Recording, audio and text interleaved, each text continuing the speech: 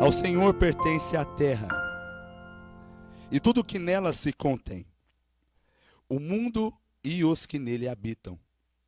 Fundou-a ele sobre os mares e sobre as correntes a estabeleceu. Quem subirá ao monte do Senhor? Quem há de permanecer no seu santo lugar? O que é limpo de mãos e puro de coração, que não entrega a sua alma à falsidade, nem jura dolosamente. Este obterá do Senhor a bênção e a justiça do Deus da sua salvação. Tal é a geração dos que buscam a face do Deus de Jacó. Verso 7. Levantai, ó portas, as vossas cabeças. Levantai-vos, ó portais eternos, para que entre o Rei da Glória. Quem é o Rei da Glória? O Senhor, forte e poderoso, o Senhor poderoso nas batalhas. Levantai, ó portas, as vossas cabeças. Levantai-vos, ó portais eternos, para que entre o Rei da Glória. Quem é esse Rei da Glória? O Senhor dos exércitos. Ele é o Rei da Glória. Queria tanto estar com voz hoje para eu ler esse texto falando assim: quem é esse Rei da Glória? Eu gostaria de fazer uma oração junto com você mais uma vez. Então, na sequência, nós vamos ver o que esse texto nos ensina nesta noite. Vamos orar?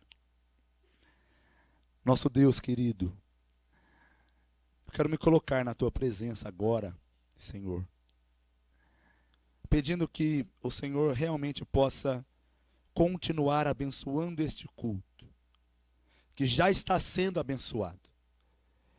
O nosso desejo é que, através desse próximo momento, o Senhor opere no coração de cada um de nós aqui. Esse é o meu pedido. Que o Senhor opere em cada coração. Que o Senhor produza efeitos genuínos, espirituais e que serão transformados ou pelo menos evidenciados em uma conduta piedosa, santa e reverente ao Senhor. Esse é o meu pedido, em nome de Jesus. Amém. Meus irmãos, o tema desta mensagem hoje é o Rei da Glória. Sobre isso que eu queria falar hoje. Sobre o grande Rei da Glória que é o nosso Deus. Esse texto, Salmo 24, segundo a maior parte das pessoas que estudam, ele está vinculado, ele está ligado ao texto de 2 Samuel capítulo 6. Eles falam que esse texto tem muito a ver com aquele texto lá. Aquele texto é o pano de fundo para esse texto. De maneira que eu preciso pelo menos contextualizá-lo sobre o que aconteceu lá. Um homem da Bíblia, um grande homem da Bíblia que nós ouvimos falar sempre, chamado Davi, no segundo livro de Samuel, no capítulo 5, ele é ungido rei sobre todo Israel. O rei anterior era Saul, e Davi já tinha sido considerado, aclamado e ungido rei por Samuel, e uma parte da nação já havia dito que estava agora sobre o reinado de Davi, mas Saul ainda reinava. No fim do primeiro livro de Samuel, Saul morre. E agora o povo vai procurar Davi a fim de aclamá-lo e proclamá-lo rei sobre toda a nação. Ele está em Hebrom. Então as pessoas vêm até Hebrom, elas falam com Davi, e ali em Hebrom, Davi é ungido rei agora sobre todo o povo. O primeiro ato real de Davi, claro, era um ato militar. Depois que ele conquistou, depois que ele se tornou rei sobre todo Israel, ele intentou conquistar um lugar chamado Sião, o Monte Sião. Esse lugar, que você já viu muitas vezes na Bíblia, especialmente nos Salmos, se refere, na verdade, a um monte onde estava edificada uma cidade chamada Jebus, que depois seria chamada Jerusalém. Então, quando a Bíblia fala disso, ela está falando desse monte, onde a cidade de Jerusalém estava situada. E Davi é aquela pessoa que vai conquistar Jerusalém, que antes estava sob o domínio de outros povos, um povo pagão, inclusive. Bem, Davi faz isso. Aquela cidade era grande, era uma cidade fortificada. Aquele lugar era um lugar de difícil acesso. As cidades eram construídas sobre montes por de forma estratégica, porque nas campanhas militares, quem estava sobre um monte tinha uma série de vantagens sobre os outros povos. Eles viam os inimigos chegarem a grandes distâncias. Eles conseguiam se preparar para lutar de maneira estratégica, de forma que era muito difícil vencer uma cidade como aquela. Mas Davi entendeu que era vontade de Deus fazer isso. E Davi fez. E Davi agora toma a cidade de Jebus, e a cidade de Jebus vai ser chamada a cidade de Davi. Jerusalém também é chamada na Bíblia de cidade de Davi, muitas vezes, porque Davi foi quem a conquistou. Mais tarde, o rei de um lugar chamado Tiro, ele envia material, madeira e coisas dessa natureza. Envia trabalhadores e artistas para construírem um palácio em Jerusalém, para que Davi pudesse habitar então ali se tornasse a capital do reino. E quando isso acontece, Davi percebe que Deus estava confirmando o reinado dele sobre aquele lugar, sobre Jerusalém. E ele faria daquele lugar agora a capital do reino. Bem, uma vez isso acontecido, esse rei chamado Davi teve uma ideia. Ele falou assim: eu vou trazer para Jerusalém a Arca da Aliança, que até então não estava lá. Claro, os jebuseus moravam lá. Então agora Davi vai trazer a Arca da Aliança para Jerusalém. Ela estava a cerca de 16 quilômetros de distância. E esse salmo, o Salmo 24, é um salmo chamado de salmo processional. Isso é, era cantado durante a procissão. Foi composto para que ele fosse cantado enquanto o povo estivesse levando a Arca da Aliança do lugar onde ela estava para finalmente o Monte Sião e para a cidade de Jerusalém. Então deu para entender? Então o Salmo 24 ele está escrito sob esse contexto. O povo está indo, a arca está indo à frente e o povo está adorando a Deus. E uma das formas deles adorarem a Deus enquanto a arca seguia rumo ao monte era recitando esse salmo aqui que Davi compôs, que é o Salmo 24.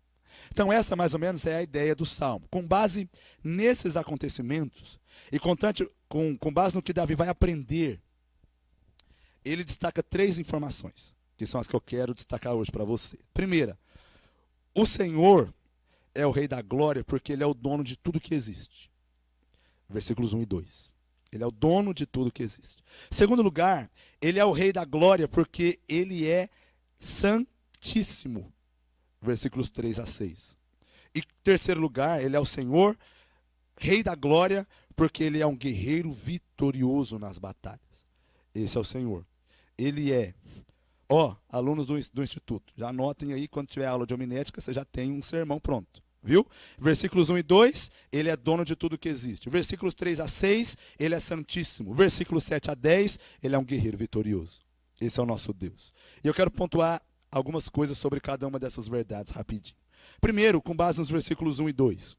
O Senhor é o Rei da Glória porque Ele é o dono de tudo o que existe. Deixa eu ler de novo esse texto com você bem rapidinho. O texto fala assim: ao Senhor pertence a terra.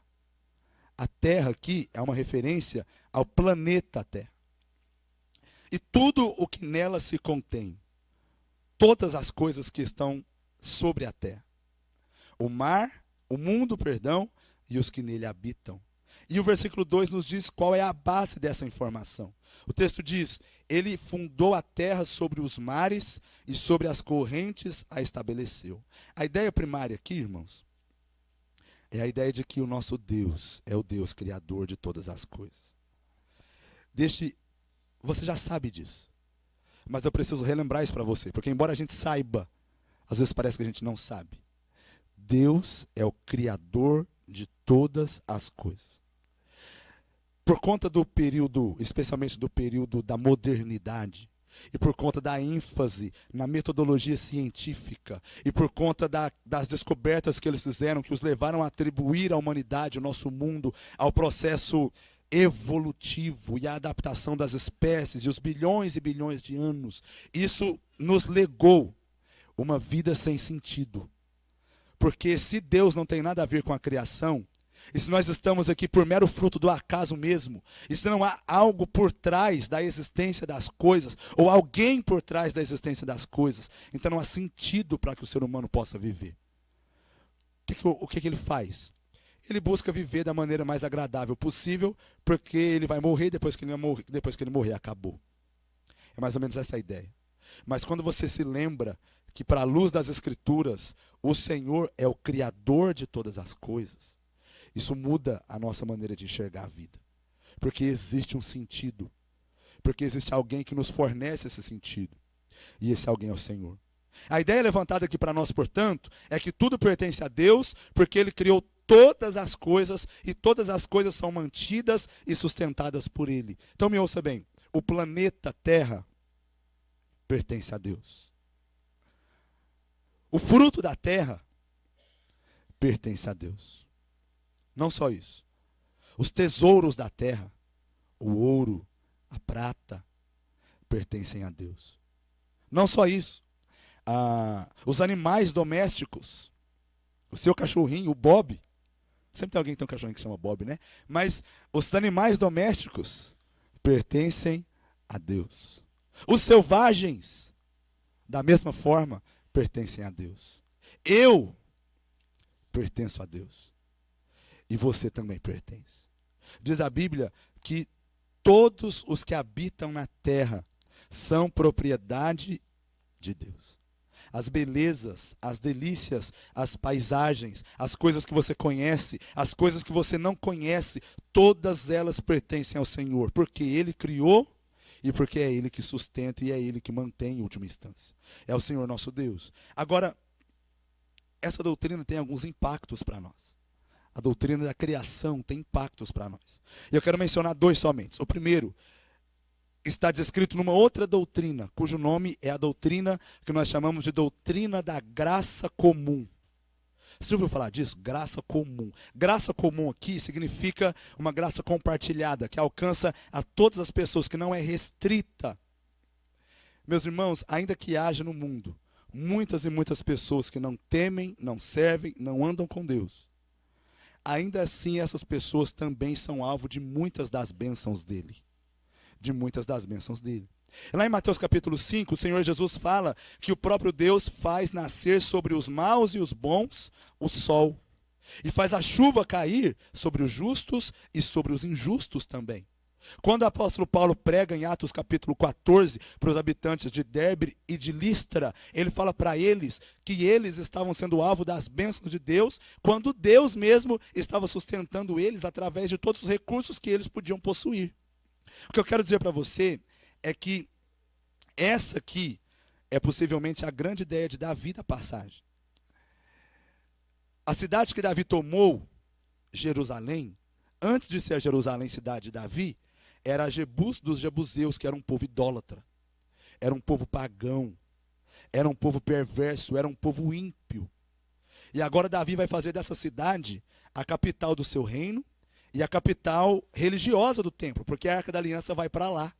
Como Davi podia colocar a Arca da Aliança num lugar que antes era habitado por ímpios? Qual é a resposta? Ao Senhor pertence a terra e tudo o que nela se contém. Então, qual que é a ideia aqui? A ideia é que, ainda que humanamente falando, aquilo veio de mãos impuras, em última instância, o dono de tudo é Deus. E a origem de tudo é Deus. Então nós devemos ter cuidado para a gente não confundir, às vezes, a nossa santidade, achando e rejeitando coisas boas que Deus mesmo nos dá, através, às vezes, de mãos de pessoas que nem mesmo conhecem ao Senhor. Você sabia que Deus pode usar quem Ele quiser para nos abençoar? Sabia disso? Então eu vou te dar um exemplo real, para que você entenda a gravidade do que eu estou falando. Eu acho que eu já dei esse exemplo aqui na igreja alguma vez. Vou dar de novo. É o que eu tenho, não tenho melhor ainda, então vai ser esse. Mas uma pessoa que uma vez eu tentava evangelizar, e ela se declarava contrária à nossa fé. E aí depois de algum tempo evangelizando, e ela sempre era muito educada para comigo, mas ela não dizia o motivo pelo qual ela não queria crer naquelas coisas. Um dia eu sentei com ela, nós estávamos almoçando juntos e estávamos conversando, e ele falou assim: eu vou falar por que eu nunca vou mais pôr o pé numa igreja de crente. É assim que ele falou. E eu falei: opa, agora é a hora boa. E ele falou assim: eu tenho uma tinha, que foi diagnosticada com câncer na mama. Era a fase inicial da doença. Era fácil de ser resolvido. o tratamento médico adequado resolveria de maneira definitiva a questão. Mas essa minha tia era crente, pastor. E o pastor da igreja dela disse para ela que não era para ela ir no médico, mas era para ela confiar em Deus, porque Deus ia curá-la. Sabe o que aconteceu com a minha tia? A minha tia faleceu, porque o pastor não deixou ela fazer o tratamento. Sabe o que esse pastor não conhecia? Uma doutrina chamada doutrina da graça comum. Deus pode usar os médicos na nossa vida, porque do Senhor é a terra e tudo o que nela se contém. Porque do Senhor é o mar, e do Senhor é o mundo, e também aqueles que nele habitam. Deus deu, tanto a nós como aos demais, dons, talentos, capacidades que devem ser usadas para a melhoria da nossa própria vida nesse mundo. A doutrina da graça comum fala a respeito disso. E Davi está dizendo assim, olha, nós podemos fazer de Jerusalém o nosso reino, a nossa capital, porque ao Senhor pertence a terra, ela é dele. Ela é dele. Em última instância, ela é dele. Então, irmão, se precisar ir no médico, vai no médico, tranquilo, tá bom? Pode ir. Sabe por quê? Porque Deus usa eles também na nossa vida para nos abençoar, para nos fazer bem. Essa é a chamada doutrina da graça comum. Isso existe porque nós sabemos que o Senhor é dono de todas as coisas e porque Ele dotou os homens de capacidades que devem ser usadas para o nosso benefício. Essa é a primeira verdade. A segunda verdade, que eu não posso deixar de destacar, é uma verdade muito importante. É a verdade da chamada mordomia cristã. Irmãos, se ao Senhor pertencem todas as coisas, o que afinal de contas que me pertence? Se tudo é dele, sabe o que é meu? Nada. Poxa vida, pastor, agora você me deixou muito pobre. Se o Senhor é dono de todas as coisas, nós não somos donos também. Nós somos mordomos. Nós somos administradores. E nós vamos ter que prestar contas a Deus de todas as coisas que são dele e Ele coloca na nossa mão. Todas as coisas. Eu poderia falar de muitas delas. Eu poderia falar do seu carro. Eu poderia falar da sua casa, eu poderia falar dos seus filhos, eu poderia falar do seu dinheiro, eu poderia falar da sua conta bancária. Mas o que eu gostaria de falar aqui especialmente é a respeito das coisas de Deus na casa de Deus. Irmãos, agora eu vou abrir meu coração, você deixa? Me deixa triste a forma leviana como às vezes eu vejo alguns de nós lidando com as coisas que pertencem a Deus. Nessa igreja os instrumentos pertencem a Deus. Nessa igreja, os microfones que usamos e os demais equipamentos, eles pertencem a Deus. Na igreja, essa construção aqui, ela não é minha nem sua. Ela pertence a Deus. E quando nós fazemos pouco caso dessas coisas, fazemos pouco caso das coisas de Deus. Você está entendendo isso? Você entende que você pode fechar a porta quando você sair? Você entende que você pode apagar a luz quando você sair? Você entende que você não precisa usar 5 copos descartáveis para tomar meio gole d'água? Você entende essas coisas? Você entende que você pode levar o seu chiclete até o lixo e não colocá-lo debaixo do banco? Você entende que todas essas coisas são coisas que demonstram zelo por aquilo que pertence a Deus? Você consegue entender isso, irmãos? Você entende que eu também não estou falando para o seu mal, nem para o meu mal, mas nós precisaremos prestar contas diante de Deus, da forma como administramos aquilo que pertence a Ele. Porque tudo é dele. E essa é a primeira verdade, a verdade fundamental desse texto, que tudo é dele. Agora veja, por outro lado, se antes Jebus era consagrada ao pecado e à idolatria, agora, pelas mãos de Davi, ela vai ser um local de adoração ao Senhor. Porque é isso que a gente faz. O povo de Deus, aonde ele pisa, aquele lugar que pode ser um antro de pecado, agora vai se tornar um centro de adoração ao Senhor Deus, porque o povo de Deus está lá. Então eu quero que você entenda que na nossa casa, como diz o profeta Zacarias, inclusive, até as panelas que nós cozinhamos são santas e pertencem ao Senhor Deus. Nós, como povo de Deus, precisamos fazer isso. Dentro daquilo que é possível. No meu trabalho, aquele local vai ser um local onde as pessoas sabem quem é o Senhor. Na minha casa, ainda que lá seja um ambiente tão conturbado, a minha presença ali vai servir para que as pessoas saibam quem é o Senhor. Na minha escola, Ainda que lá as pessoas não querem nem saber de nada, muito menos de estudar. Mas mesmo lá na escola, através da minha vida e da minha presença, as pessoas saberão. Através da minha forma de lidar com aquilo que é dele, as pessoas saberão quem é o Senhor. Porque nós somos mordomos e administradores daquilo que o próprio Deus mesmo nos deu. Ao Senhor pertence a terra e tudo que tem nela.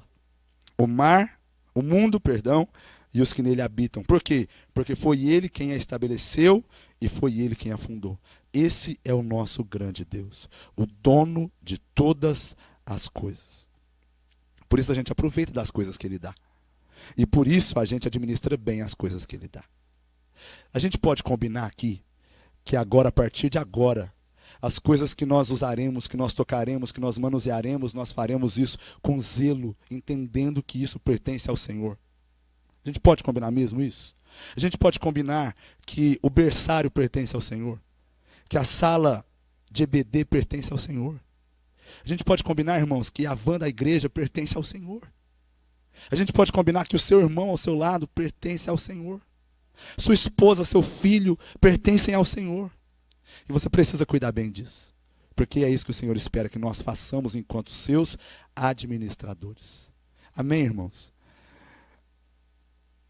Uma outra coisa que pertence ao Senhor é a minha voz.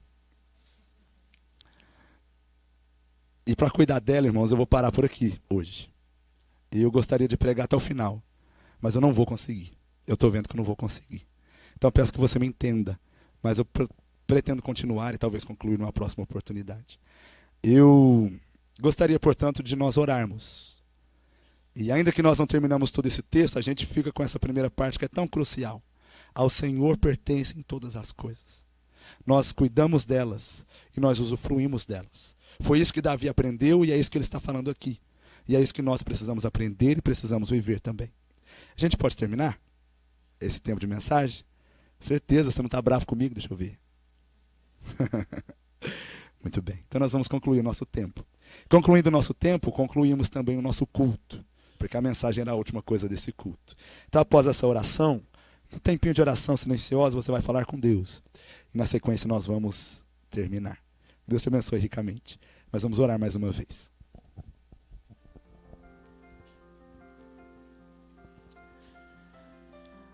Nosso Deus querido, nosso Pai, eu quero louvar ao Senhor pelo que vivemos no decorrer de todo este culto aqui. Obrigado por podermos celebrar a ceia. Obrigado por podermos encontrar nossos irmãos. Obrigado por podermos orar ao Senhor. Muito obrigado também por podermos louvar ao Senhor com todos aqueles belos hinos e belos cânticos. Obrigado, Senhor Deus, agora por podermos relembrar essa verdade tão básica, mas tão importante na nossa vida. E eu ainda quero pedir ao Senhor que realmente possa tocar em nós e despertar em nós o zelo por aquilo que a Ti pertence. E da mesma forma, que possamos também usufruir de todas as bênçãos que o Senhor nos dá, através das pessoas que o Senhor usa para o nosso benefício. O Senhor é tão bom, o Senhor é muito bom. Senhor, o nosso culto está chegando ao final. Nós tivemos várias limitações durante todo ele, mas ainda assim, Senhor, nós dizemos ao Senhor que é o melhor que nós conseguimos fazer. Nosso desejo é que, apesar das nossas debilidades, o Senhor se agrade de nós. Nós oramos agradecidos, louvando ao Senhor.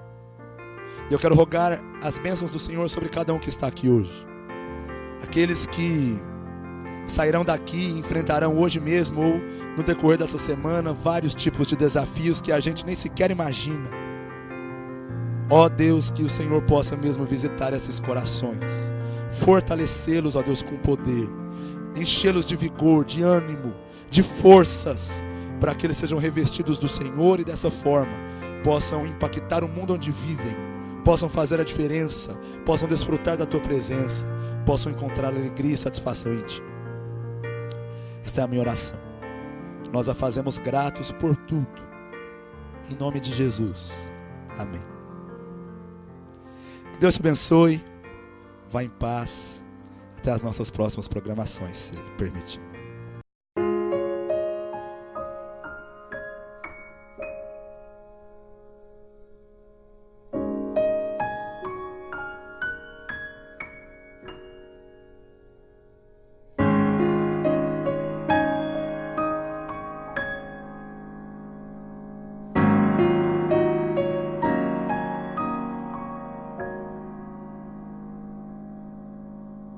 Eu quero convidá-lo para abrir a Bíblia no livro de Salmos. E o salmo que eu lerei hoje é o Salmo 24. Esse salmo, irmãos, na verdade, era meu objetivo tê-lo pregado todo na semana passada, no último domingo. Acabou que, devido a algumas debilidades de saúde daquela ocasião, não o pude fazê-lo. De maneira que nós paramos na metade. Então hoje eu vou pregar tudo de novo desde o começo. Não vou não. Vou pregar de onde eu parei. Pode, Carminha? Aí a Carminha disse que pode.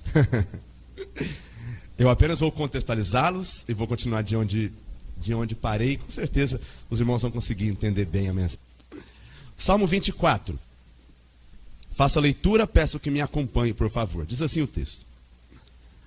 Ao Senhor pertence a terra, e tudo o que nela se contém, o mundo e os que nele habitam. Fundou a ele sobre os mares e sobre as correntes a estabeleceu.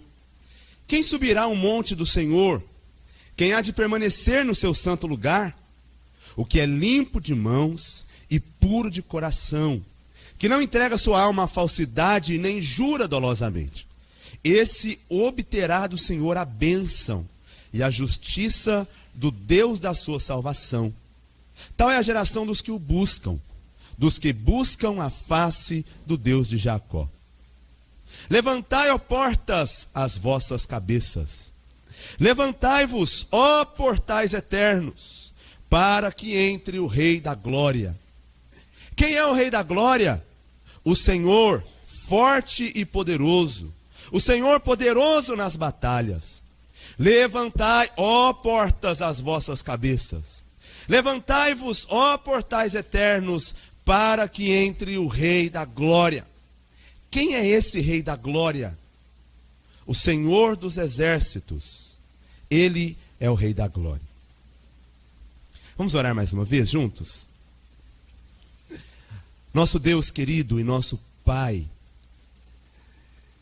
eu quero te adorar nesta noite, pela bênção da tua companhia neste lugar. Este culto que nós estamos prestando, ó Deus, é todo para o Senhor, do seu início ao seu final. E nós queremos que quando o teu povo faz isso, consequentemente esse mesmo povo desfruta de tantas bênçãos vindas da tua parte. O Senhor é Deus, o Senhor não precisa de nós. Mas quando adoramos ao Senhor, o Senhor nos dá tantos privilégios. E na verdade não é o Senhor quem muda, somos nós quem mudamos na tua presença. É por isso que eu quero agradecer ao Senhor por tudo que vivemos até aqui. Mas da mesma forma eu quero clamar, ó Santo Deus, que daqui em diante o Senhor fale com o teu povo através desta pregação. Que o Senhor possa realmente, através e apesar das falhas do pregador, cumprir uma obra no coração daqueles que estão ouvindo nessa noite. Em nome do Senhor Jesus Cristo. Amém. Muito bem. Irmãos e irmãs, esse é o Salmo 24. O Salmo 24 é um salmo chamado Salmo processional. Ele foi escrito, pelo que a maioria dos estudiosos entende, na ocasião em que o rei Davi iria subir com a Arca da Aliança, que estava numa cidade chamada Baalá de Judá, para o Monte Sião, para a cidade de Davi, para Jebus, que agora se chamaria Jerusalém, que o rei Davi tinha acabado de conquistar, uma vez que ele havia subido ao trono. Aliás, esse é o contexto dessa mensagem. O rei Davi sobe ao trono, e subindo ao trono, agora não só de uma parte do reino, mas de todo Israel, ele é aclamado rei. Ele conquista aquela cidade chamada Jebus, era uma cidade difícil de ser conquistada, era uma fortaleza. Mas ele conquistou aquela cidade. Aquela cidade agora é chamada Cidade de Davi. Várias vezes, tem duas cidades na Bíblia que são chamadas Cidade de Davi. Uma é Belém e a outra é Jerusalém, que Davi conquistou. E aquele momento foi um momento crucial para Davi. Porque Deus manda um rei, que era o rei de Tiro, enviar para Davi madeira, trabalhadores e material, obra-prima, para que ele pudesse construir um palácio. Quando aquilo acontece, Davi entende que Deus está confirmando o reino dele naquele lugar. E ele diz, já que agora aqui vai ser a capital do reino de maneira civil, também vai ser a capital do reino de maneira religiosa. Nós vamos trazer a Arca da Aliança para esse lugar. Esse salmo foi escrito quando Davi estava fazendo isso. E esse é o texto que nós lemos lá em 2 Samuel capítulo 6, no decorrer do nosso culto aqui. O nosso irmão Paulo fez essa leitura para nós. E esse texto nos traz 3 verdades principais. A primeira delas é que o Senhor, o Rei da Glória, é o Criador de todas as coisas. Está nos versículos 1 e 2 principalmente. Esse texto aqui, ele serve por um motivo. Aquele lugar, que agora seria a cidade de Davi, antes era uma cidade pagã. Antes era uma cidade idólatra. Era uma cidade habitada por um povo ímpio. E agora Davi vai habitar ali. Além disso, um rei pagão enviou para Davi material para que ele construísse o seu palácio lá. A pergunta é, afinal de contas, como eu, o rei Davi, posso habitar nesse lugar? Qual é o fundamento que me permite viver num lugar como esse? E fazer desse lugar a capital do reino de Deus? Qual é a resposta? Ao Senhor pertence a terra e tudo que nela se contém. Por isso, então, Davi faz os versículos 1 e 2. A ideia é de que o Senhor é o dono de tudo. O Senhor é apresentado aqui como Criador, o mantenedor e o sustentador de todas as coisas. Todas as coisas que existem. Tem 2 ideias implícitas aqui. A primeira é a ideia que a gente chama na teologia de graça comum. Isso é, o fato de que Deus, ele abençoa justos e injustos. As bênçãos de Deus caem sobre toda a terra, porque tudo é dele. Porque tudo é dele. E, portanto, o que Davi estava fazendo era transformando em um lugar de adoração uma terra que já deveria estar sendo usada para adoração, porque pertence ao Senhor. Em segundo lugar, existe a ideia de mordomia aqui. Isso significa que se tudo pertence a Deus, nada pertence a você ou a mim. Seus recursos pertencem a Deus. O seu tempo pertence a Deus. Os seus talentos pertencem a Deus.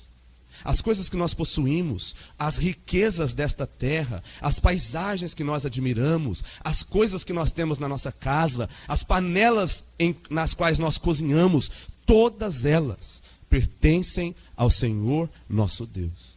Nós somos administradores. Nós cuidamos daquilo que é dele. E essas são as 2 ideias principais dos versículos 1 e 2 desse texto. Ele é o Criador, mantenedor e sustentador. Por causa disso, nós podemos... eu contei para os irmãos aqui na semana passada, quem estava aqui vai se lembrar, de um caso de um pastor que proibiu a ovelha da sua igreja de ir ao médico e fazer o tratamento adequado para uma doença, porque ele entendia que aquilo era falta de fé. Já eu, irmãos, essa semana estou tomando antibiótico e adoidado. E continuo com muita fé.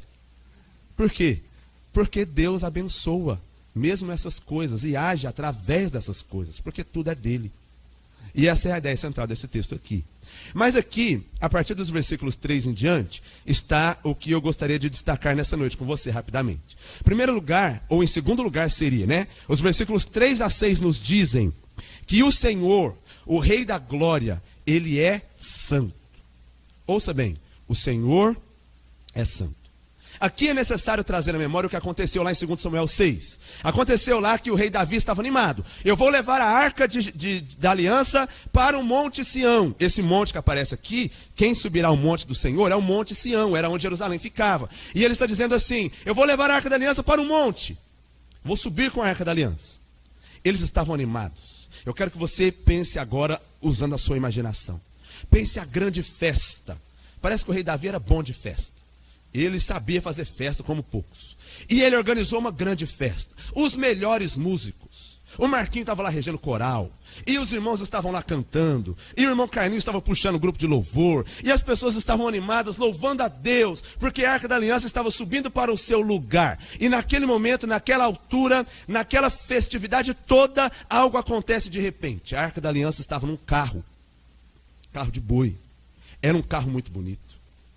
Era um carro chique. Os bancos, o estofado era de primeira. Os bois eram os melhores de Israel. Mas os bois tropeçam. Quando os bois tropeçam, a arca vai cair. E quando a arca vai cair, um homem chamado Uzá tenta segurá-la. Ele faz isso com muito boa intenção. Mas a arca da aliança não deveria ser manuseada daquela forma. Diz a Bíblia que no meio da festa, Uzá é morto pelo próprio Deus, pela sua irreverência. Então aqui nós temos uma situação dramática. Uma situação dramática. No meio da alegria de fazer aquilo que eles entendiam, inclusive ser de Deus, o próprio Deus os disciplina e pesa a mão sobre eles de maneira cabal e brutal. Por quê? Porque um homem agiu de maneira que não deveria ter agido com relação à arca do Senhor. Esse texto, dos versículos 3 a 6, parece nos remeter a essa ocasião. A ocasião em que a arca subia, mas isso aconteceu e interrompeu a festa. Então deixa eu dizer algumas coisas para você a respeito disso. A pergunta que o salmista faz aqui no texto, versículo 3. Quem subirá ao monte do Senhor? E quem há de permanecer no seu santo lugar? Reflete a inquietação de Davi. O rei Davi diz no final, no versículo 10 e 11, lá de 2 Samuel 6, que ele temeu a Deus. E ele falou, agora como eu farei subir até mim a arca do Senhor? Então essa é a pergunta. Quem subirá ao monte do Senhor? E ele vai responder essa pergunta. E ele responde nos versículos 4, dizendo duas coisas em primeiro lugar. O que é limpo de mãos e puro de coração. Meus irmãos, essas duas coisas aqui, ouça bem, elas não se separam. Elas andam juntas. Limpo de mãos, pureza de coração. O que é ser limpo de mãos? Tem a ver com ser cerimonialmente puro. Tem a ver com fazer as coisas de Deus da forma como Deus estabeleceu que elas devem ser feitas. Uzá era puro de coração, mas não estava limpo de mãos. E aqui nós temos uma lição muito importante para a gente. O nosso Deus é santo. Isso significa que diante dele permanecem aqueles que fazem as coisas da maneira certa e com a motivação certa. E é isso que Uzá teve que aprender e aprendeu da pior maneira possível. Uzá não estava realizando a cerimônia de forma correta. E o que aconteceu? Deus não o aceitou. Irmãos, às vezes nós dizemos assim, ouça bem isso. Sabe, pastor? Sabe, irmãos? Sabe, igreja? Sabe, Senhor? O Senhor sabe e o Senhor conhece meu coração. O Senhor sabe como nós estamos procurando fazer o nosso melhor. O Senhor sabe que a nossa intenção é a melhor. E eu quero dizer para você que isso é muito importante. É realmente muito importante que a sua intenção seja boa. Mas isso não é tudo. Porque a nossa intenção não nos dá o direito de fazer as coisas do nosso jeito. Então, se a nossa intenção é boa, nós vamos procurar nos perguntar como Deus quer que eu faça. Algumas pessoas acham que Deus deu uma espécie de carta branca para elas. Se você fizer de todo o coração, você pode fazer de qualquer forma. Mas isso não é verdade. Isso não é verdade. Deus espera que você faça as coisas pelo motivo correto e também espera que você faça do jeito correto. Senão, quem subirá ao monte do Senhor? Essa é a ideia aqui. Uzá não subiu, porque ele não era limpo de mãos e puro de coração. Além disso, o texto lá nos conta que essa arca foi colocada na casa de um levita, um geteu. E a arca ficou lá durante 3 meses. Então Davi estava super assustado, porque ele diz, não dá para subir no monte do Senhor. Essa arca aqui, quem chega perto dela morre. Mas a arca ficou na casa do geteu e o geteu foi abençoado. Ele e toda a sua casa. O que significa isso? Que não é qualquer um que sobe na presença de Deus, mas tem quem sobe. Não é qualquer um que sobe, mas tem quem sobe. E quem é que sobe? Quem é abençoado, justificado pelo próprio Senhor. Então perceba o Salmo 24. O texto diz assim, ó. Ele é limpo de mãos e puro de coração, que não entrega sua alma à falsidade e nem jura dolosamente. Este obterá do Senhor a bênção e a justiça do Deus da sua salvação. Aí veja o versículo 6. Tal é a geração dos que o buscam, dos que buscam a face do Deus de Jacó. É interessante que ele mencionou Jacó aqui. A figura de Jacó aqui é uma figura emblemática. Você conhece a história de Jacó? Deixa eu lembrar para você quem foi Jacó. Jacó era um trapaceiro. Jacó, desde o começo, era um usurpador. Jacó enganou o próprio pai. Jacó trapaceou contra seu irmão. Jacó teve problemas conjugais muito sérios. Jacó teve problema com seu sogro. Jacó teve uma série de problemas na vida. Jacó não era boa pessoa. Se eu tivesse um filho e meu filho fosse amigo de Jacó, eu falava para meu filho, não anda com esse cara. ele não é boa influência para você. Esse era Jacó.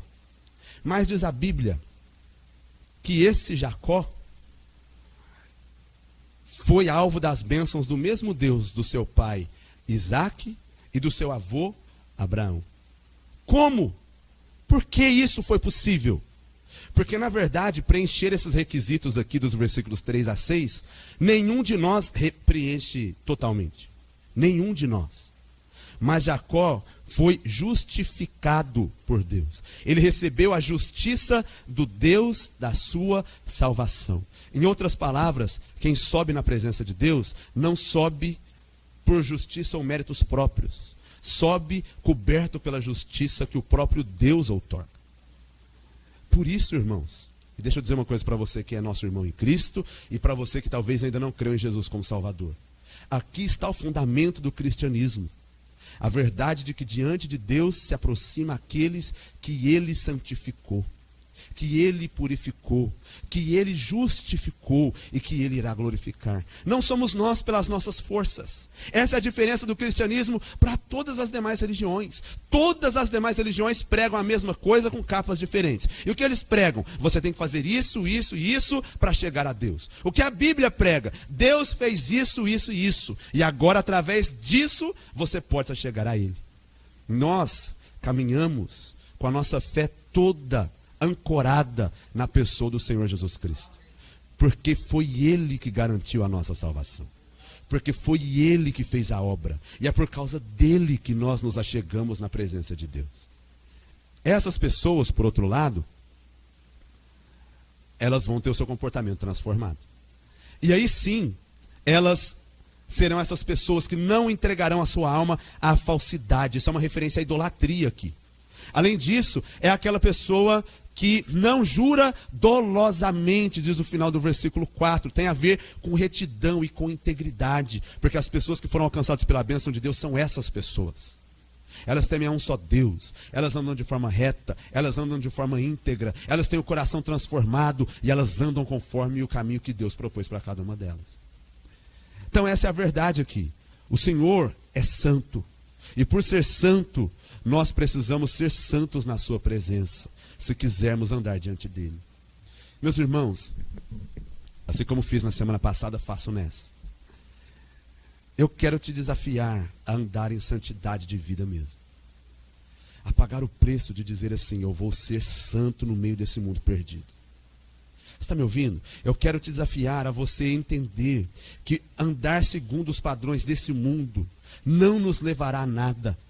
Ou talvez nos levará a muitas coisas, mas não nos permitirá subir ao monte do Senhor e a permanecer na sua presença. Mas quem anda em santidade de vida, esse goza de experiências que ninguém mais goza. Porque ele goza da presença do próprio Deus. E não há nada que se compare a isso. Então vamos andar em santidade de vida, porque é isso que o Senhor requer de nós. E finalmente, os versículos 7 a 10, eles são muito conhecidos. Eles são versículos muito bonitos. Eu posso imaginar o atalaia, aquela pessoa que ficava lá na frente, que proclamava em alto som para as pessoas da procissão, dizendo isso à medida que a arca agora vai chegando perto das portas de Jerusalém. Levantai, ó portas, as vossas cabeças. Isso é lindo demais. Porque para que entre o Senhor dos exércitos, para que entre o Rei da glória. Esse é um salmo antifônico. Então é isso. Uma voz brada no meio da multidão. O monte está lá esperando. A arca já saiu da casa de Obed-edom. O povo se aproxima dos muros da cidade. A arca agora vai entrar. Essa é a ideia aqui. A primeira figura que está no texto é a figura das portas. A figura das portas é importante para eles. Levantai, ó portas. Por que falar para as portas? As portas da cidade representavam algumas coisas. Primeiro, a cidade é uma fortaleza. Como você entra? Só pela porta. E não é qualquer um que entra, mas o Senhor é digno de entrar. Então esse é o primeiro ponto. Além disso, desse sinal de honra e de dignidade, nas cidades antigas, irmãos, é importante que você entenda. A administração, as transações, as demandas judiciais, todas essas coisas, sabe aonde acontecia? Nas portas da cidade. Era lá que essas coisas aconteciam. Lembra quando, por exemplo, a Bíblia fala que Jó sentava-se com os outros sábios às portas da cidade de Uz para julgar, porque era lá que essas coisas aconteciam. Quando o marido de Ruth vai tomá-la como esposa, ele vai aonde? Às portas da cidade para poder negociar aquilo com aqueles que eram parentes mais próximos do que ele. As portas da cidade eram esse lugar de administração, de poder, de demanda judicial, de negociação. Tudo acontecia lá. A prefeitura, o fórum e o centro popular de compras. Estava tudo nas portas da cidade. Agora eu contextualizei, hein? Centro popular de compras. Já pensou? Então era isso que acontecia lá. Aquele que entra, que é o Senhor, é maior do que todos os príncipes, todos os juízes e todos os comerciantes da cidade. É maior do que todos os poderosos. É mais digno do que as pessoas mais importantes. Ele vale mais, sua presença é mais importante, mais ilustre que a do prefeito, mais ilustre que a do governador, mais ilustre do que a do presidente, das autoridades humanas, porque ele é o Rei da glória. Então essa é a nossa primeira ideia. Por isso que a Bíblia diz que alguns confiam em carros, outros em cavalos. Nós nos confiaremos e nos gloriaremos em o nome do Senhor nosso Deus. Por isso a Bíblia diz que maldito é o homem que confia no homem, ainda que ele seja poderoso, forte, sábio. O Rei da glória é mais, e é nele que nós confiamos em primeiro lugar. Por isso, levantai, ó portas, as vossas cabeças, para que entre o Rei da glória. A Bíblia também fala que as portas tinham que levantar as cabeças. Aqui tem uma coisa estranha. Levantai foi traduzido por Lutero como escancarai. A ideia aqui é de demonstrar as boas-vindas com toda a vivacidade. Não é assim, ó. Você vai aceitar Jesus. Eu nem gosto muito desse termo, mas a gente vai usar hoje. E aí você fala assim, eu vou aceitar Jesus, porque, né? O pastor Luciano fica falando todo dia que eu tenho que aceitar Jesus. Quer saber, Jesus? Hoje eu vou te dar uma moral. Te aceito. Mas se comporte bem. Não é essa a ideia aqui. O levantai a porta das vossas cabeças é que quando o Senhor Jesus entra, Ele não entra para ser um coadjuvante. Ele não entra para ser um observador. Quando o Senhor entra, Ele domina tudo. Escancarem-se, ó portas, porque o Rei da glória vai entrar. A ideia aqui, portanto, é a ideia de um senhorio e de um senhorio total. É a ideia de que ele domina por completo os lugares aonde ele está. Não é a ideia de que ele divide forças ou mede forças com alguém. Tudo nós entregamos para ele. Então ouça bem isso. Essa é a vida e essa é a postura do cristão, irmãos. Sabe? É a postura de você se entregar completamente. A gente tem essa mania de entregar para Deus aquilo que a gente concorda com Ele. Não é assim? Irmãos, tem coisas na Bíblia que a gente concorda. A gente já concorda desde antes. Tem valores que você traz consigo, você nem era cristão ainda, mas você traz e você olha para a Bíblia e encontra eles. As pessoas, por exemplo, falam de amor. Todo mundo fala de amor. Então você abre a Bíblia fala de amor. Você diz, está vendo? A Bíblia fala de amor. Amém, Jeová. Glórias eu te dou. Mas a Bíblia também fala de coisas que a gente não concorda. Eu estou lendo o livro do profeta Ezequiel. O capítulo 3 de Ezequiel é muito interessante. A Bíblia diz que Deus deu para ele um livro com suas palavras. E o profeta diz que come aquele livro. E quando ele comeu, o versículo 3 do capítulo 3 diz que aquilo desceu para ele assim de maneira muito saborosa. Foi gostoso, foi doce como mel. O mesmo capítulo, no final do capítulo, diz que mais uma vez ele teve que comer um livro também com palavras de Deus. E quando ele comeu aquele livro, aquilo foi amargo, que ele deve ter feito muita careta. Já comeu alguma coisa tão amarga que você faz careta? Não conta agora não. Mas foi o que aconteceu com Ezequiel. As mesmas palavras de Deus, às vezes, nos são muito doces. Em outros casos, nos são muito amargas. Mas a palavra de Deus a gente aceita toda. Tanto a parte doce, quanto a parte amarga. Existe aquilo da palavra de Deus que a gente concorda com facilidade. Mas existem coisas diante das quais a gente tem que se dobrar em humildade. E falar, Senhor, eu não concordo com isso. Mas eu quero que o Senhor me mude para que eu possa viver de acordo com ela. É isso que o crente faz. E é essa a ideia de levantar, ó portas, as vossas cabeças. E finalmente, existe uma outra figura. E a figura do guerreiro, que é o guerreiro vencedor. A ideia aqui, a figura aqui é de um vencedor que chega para possuir a cidadela que conquistou. Por isso a Bíblia fala assim, para que entre o Rei da Glória. Aí perguntam, quem é esse Rei da Glória? Verso 8, ele diz, o Senhor forte e poderoso. O Senhor poderoso nas batalhas. A figura aqui é de que o Senhor é vitorioso nas lutas que ele luta. Ele é vitorioso. Então deixa eu dizer uma coisa. Jebus foi a cidade conquistada por Davi. E agora Davi está entrando com a Arca da Aliança lá.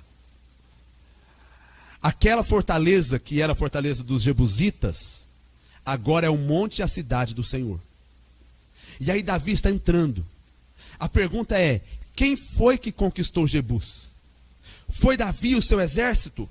Foram os valentes de Davi? Resposta, sim e não. Quem foi que conquistou Jebus? Antes de Davi, foi o Senhor dos exércitos de Davi. Então Davi está atribuindo a sua vitória ao seu Deus. E, consequentemente, ele está consagrando o fruto da sua vitória ao seu Deus. Os salmistas falam muito disso. Se não fosse o Senhor, onde estaríamos? Se não fosse o Senhor, ai de nós. O que Davi entendeu é que a vitória dele não foi fruto dos méritos dele, foi fruto da bênção de Deus sobre ele. Meus irmãos, quantos de nós, na hora das primeiras vitórias, nos afastamos de Deus e esquecemos dele? Não é não? Quantos de nós, quando conseguimos aquela promoção que gostaríamos, não podemos mais vir no culto?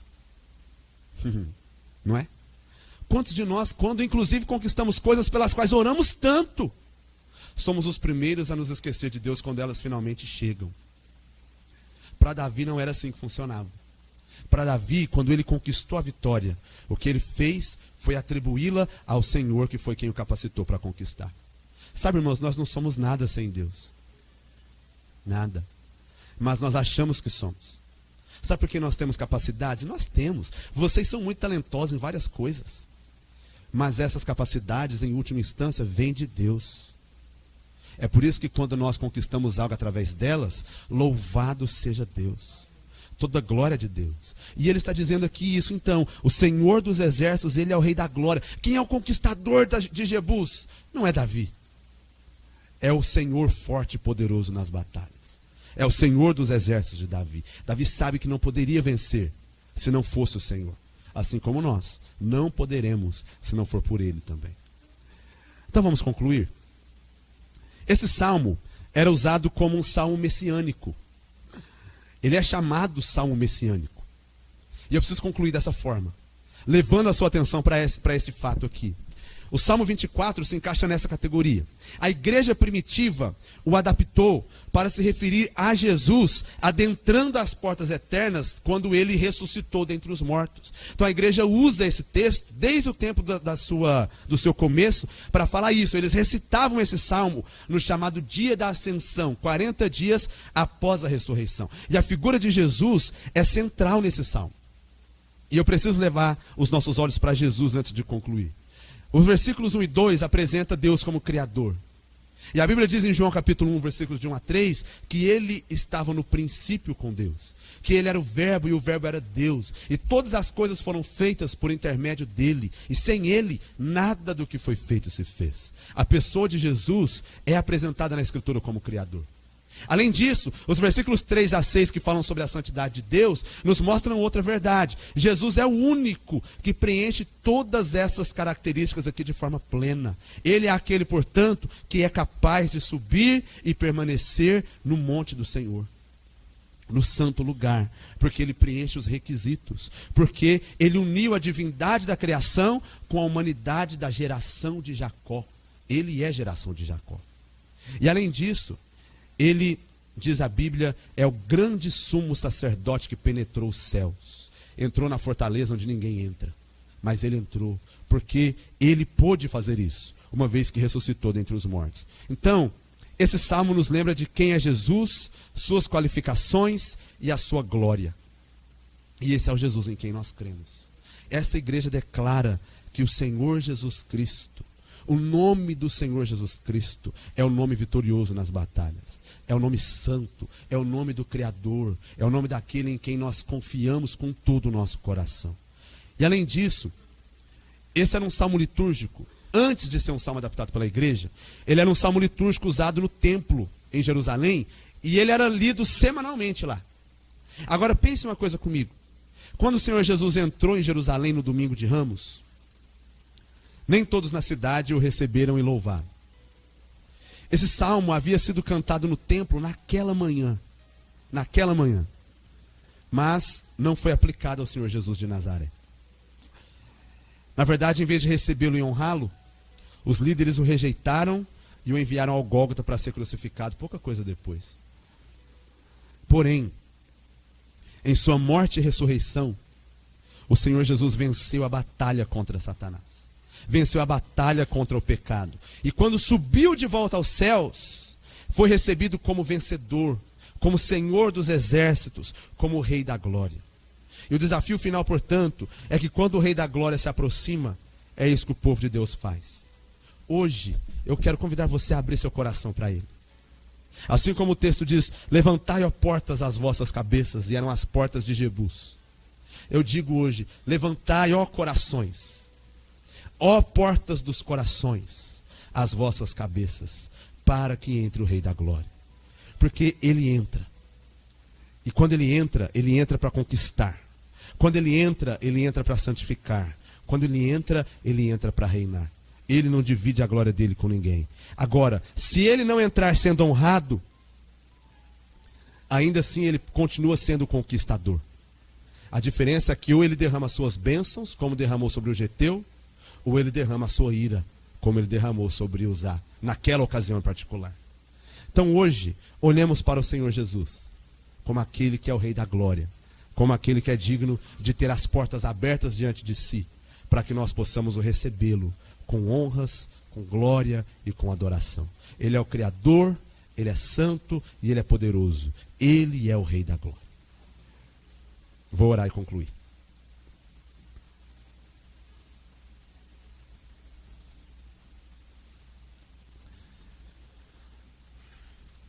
Então vamos orar juntos agora.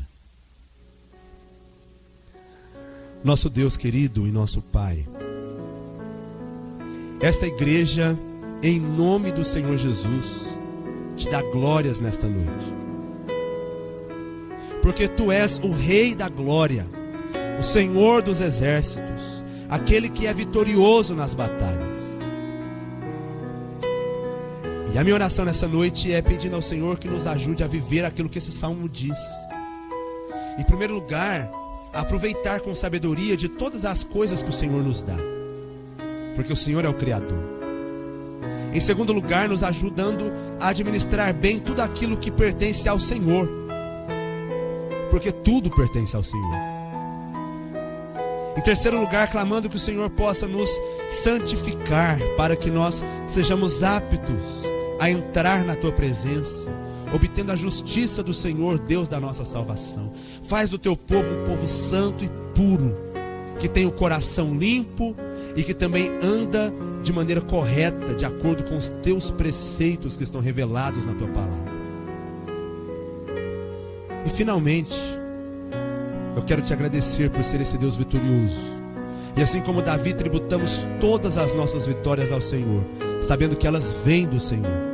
E não só isso, nas lutas que nós temos, que são várias, ó nosso Deus, eu ainda oro ao Senhor, clamando que o Senhor, que é vitorioso, que é forte e poderoso nas batalhas, que é o Senhor dos exércitos, que seja o Senhor mesmo a pelejar por nós, assim como pelejou pelo Teu servo. Essa é a nossa oração em nome de Jesus. Amém.